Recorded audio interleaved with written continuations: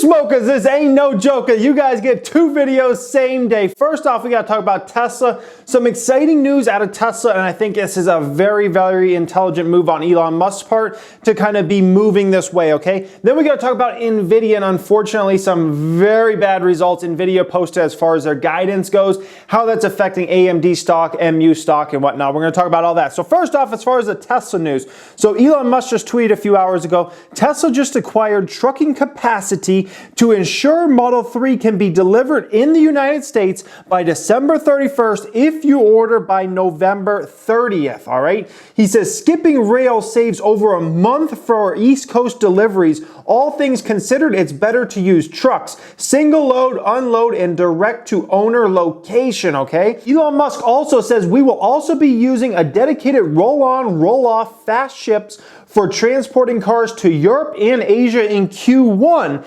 Major focus on minimizing time from factory to new owner. Did not fully appreciate the working capital impact until recently, he says here, okay? So Tesla and Elon Musk, they want to speed up the amount of time it takes to get the car from the factory it's finished, okay, to the actual end user. Now, this is a very intelligent move to speed up this process as fast as you can go. And the reason is, let's say you finish a car, that's great. You finished your car, okay? You're not receiving payment until you actually, the customer signs over all the contracts and whatnot. So every minute that car just sits in a parking lot or at the factory or whatever, all that time is less money that could be in your pocket. The faster you can get that car to the customers, the faster you're gonna have the money in your pocket, okay? So I think it's a very good move that Elon Musk has figured out, like, hey guys, we gotta get these cars out as fast as possible. As soon as they're off the lines, let's get them out to the customers, because this ends up helping out your working capital in a major way, because you just have a lot more money in your pocket in a lot faster amount of time, all right? Then somebody says, can you elaborate on acquired trucking capacity?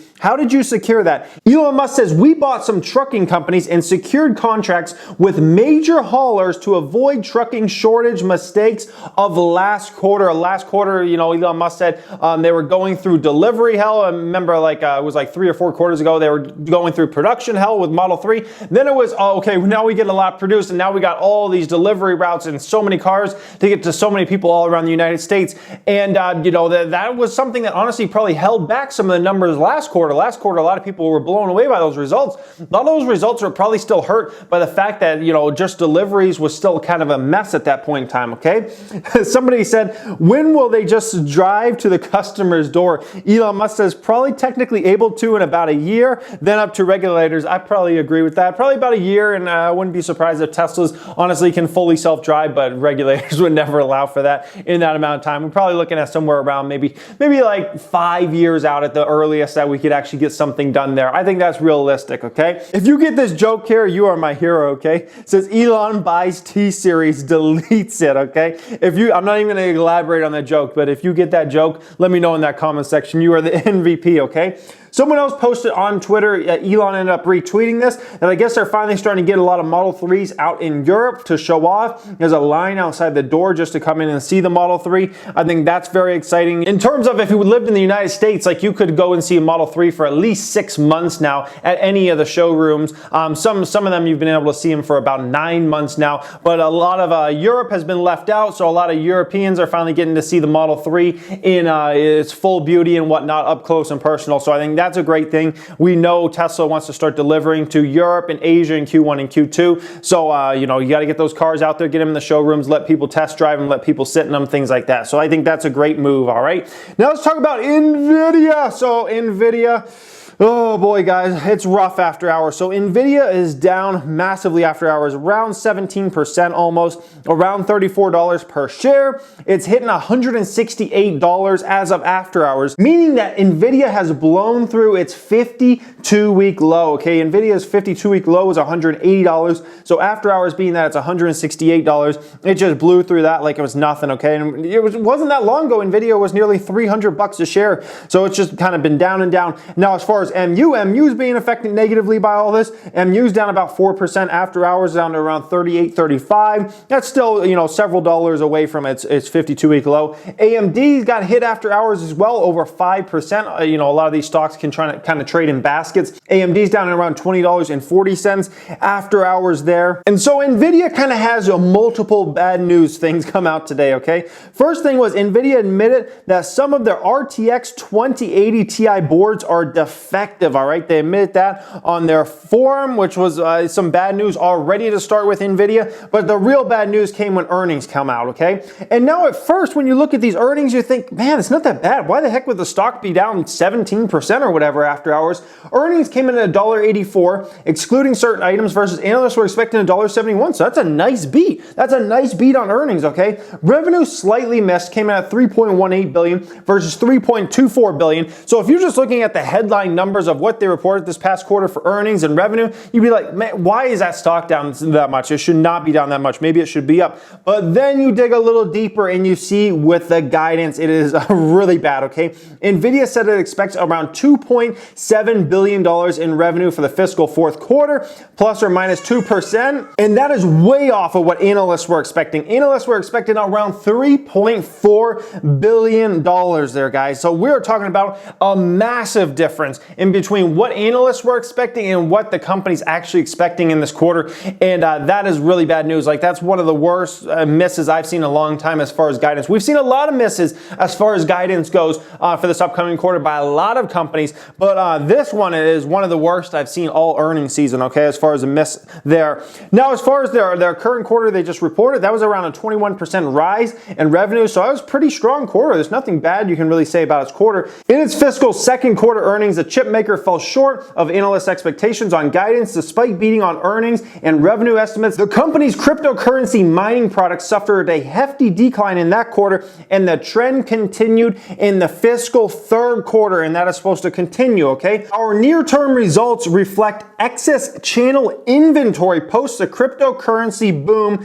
which will be corrected, Nvidia CEO Jensen said on the Thursday press release. In the fiscal third quarter, Nvidia's revenue from original equipment manufacturers and intellectual property totaled $148 million, which was down 23% year over year, but above the FactSet consensus estimate of $102 million. Nvidia clocked up a decline to the absence of cryptocurrency mining. In the quarter, Nvidia had a $57 million charge related to older products because of the decrease in demand for cryptocurrency mining. Our Q4 outlook for gaming reflects very little shipment in the mid-range Pascal segment to allow channel inventory to normalize, Nvidia's chief financial officer said, all right? As far as the CEO, he said, this is surely a setback. I wish we had seen this earlier. So basically, there's too much inventory out there for a lot of Nvidia's products now. The cryptocurrency boom has died down in a massive way throughout 2018, and it's just made up for a lot of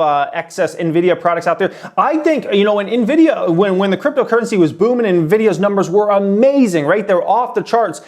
Nvidia was kind of acting like cryptocurrency was just kind of this other little thing there, and it wasn't really impacting business. I think Nvidia honestly didn't realize how much the cryptocurrency wave was really impacting their numbers positively. And obviously the CEO agrees with that. He says he wished he saw it sooner. I think they just didn't realize how many of their products were actually being used for cryptocurrency mining. And now that cryptocurrency prices have come down massively, we've seen Nvidia's revenue fall down and down and down, okay? If you didn't know, cryptocurrency is down massively this year. Bitcoin topped out last year around 20,000. It's now around 5,600 as of taking the screenshot. Ethereum's down to about $179, all right? Market cap on Bitcoin's now under 100 billion. Ethereum's under 20 billion market cap now. So that whole cryptocurrency wave, the fact that that has died down in a big way, that is hurting Nvidia's numbers in a massive way. And they just honestly didn't see how big of an impact it was having. And I give them credit for at least admitting that, all right? As far as Nvidia goes, it's getting more interesting. Nvidia had historically been trading at super high PE ratios and whatnot. As of today, and this isn't even factoring in the move that the stock's making after hours, right? As of today, the stock was trading at a trailing PE of around 30, a forward PE of 25, which is still a bit high if you compare it to most companies out there, but Nvidia still does have much more growth than most companies out there, especially if you look at it over the next 5 to 10 years with so many trends trends kind of going in their direction and whatnot. So it's getting to be a more interesting stock now.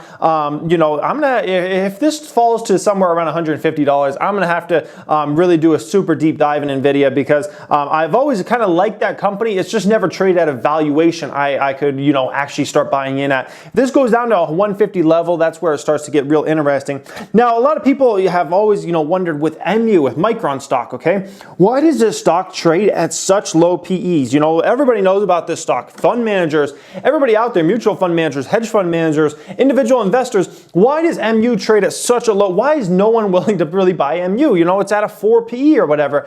And the real reason a lot of people just don't want to touch MU is you have a lot of MU's biggest customers who are reporting really weak results and really weak guidance expected, okay? And basically the more memory demand falls and falls, guess what ends up falling also? Their pricing, okay? And once, you know, it gets down to a certain level, all of a sudden MU, Micron, and all the memory makers start making very small amounts of money on every bit they sell out there as far as the memory goes. So for MU's situation, it's definitely not in a good position right now, because we see a lot of weakness in smartphone demand. That's producing a lot of just weak demand for memory in terms of smartphones. Then we see AMD, we see Nvidia with some weak guidance there, both those companies who are big MU customers. And all of a sudden you start to look at things and you're like, memory pricing is going to have to come down massively for the rest of this year, probably into 2019, and then we'll see where it goes from there. And so that's really at the end of the day why a lot of people just won't buy MU shares right there, because they're like, where's the bottom at here? This is starting to get ugly as far as, you know, a lot of these end users that use Micron's memory at the end of the day, guys. So we'll have to see what happens with all that. I would love to hear your guys' opinion on Tesla. I would love to hear your opinion on Nvidia, AMD, MU, any of those type of companies. I would love to hear your guys' opinion down there in that comment section. As always,